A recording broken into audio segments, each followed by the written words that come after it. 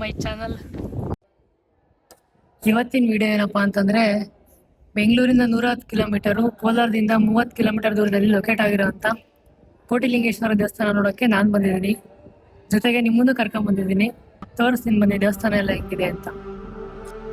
ಈ ಒಂದು ಕೋಟಿಲಿಂಗೇಶ್ವರ ದೇವಾಲಯವು ಕರ್ನಾಟಕದ ಕೋಲಾರ ಜಿಲ್ಲೆಯ ಬಂಗಾರಪೇಟೆ ತಾಲೂಕಿನ ಕಮ್ಮಸಂದ್ರ ಎಂಬ ಗ್ರಾಮದಲ್ಲಿದೆ. ಇದು ವಿಶ್ವದ ಅತಿ ಎತ್ತರದ 108 ಅಡಿ ಶಿವಲಿಂಗ ಹಾಗೂ 35 ಅಡಿ ಎತ್ತರದ ಬೃಹತ್ ನಂದಿ ವಿಗ್ರಹಕ್ಕೆ ಪ್ರಸಿದ್ಧವಾಗಿದೆ.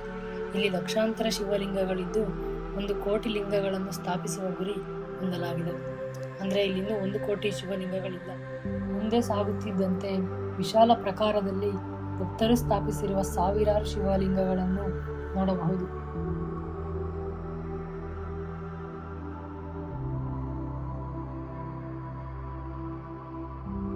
ಇಲ್ಲಿ 11 ದೇವರುಗಳ ದರ್ಶನವನ್ನು ಪಡೆಯಬಹುದು.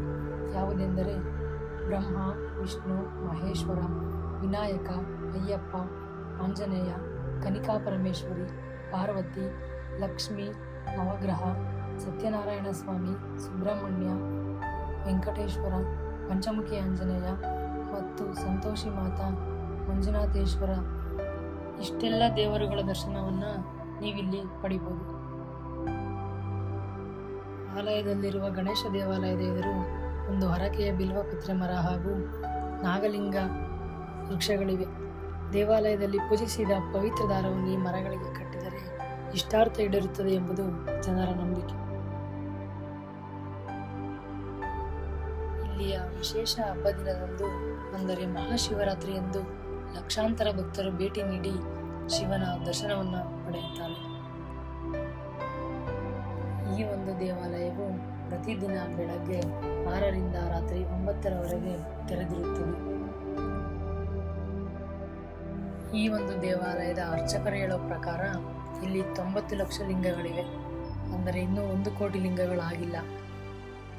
ಮುಂದಿನ ಕೆಲವು ದಶಕಗಳಲ್ಲಿ ಕೋಟಿ ಲಿಂಗ ಸ್ಥಾಪನೆಯಾಗುವ ಸಾಧ್ಯತೆ ಇದೆ ಎಂದು ಇಲ್ಲಿನ ಅರ್ಚಕರು ಹೇಳಿದ್ದಾರೆ.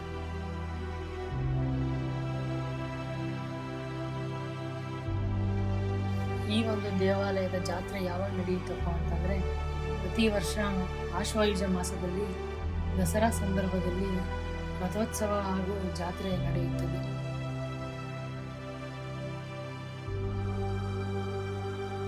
ನಾವು ಕಾಣುತ್ತಿರುವ ಈ ಒಂದು ಕೋಟಿಲಿಂಗೇಶ್ವರ ದೇವಸ್ಥಾನವು ಸುಮಾರು 15 ಎಕರೆಯಲ್ಲಿ ಜೀವಂತವಾಗಿದೆ.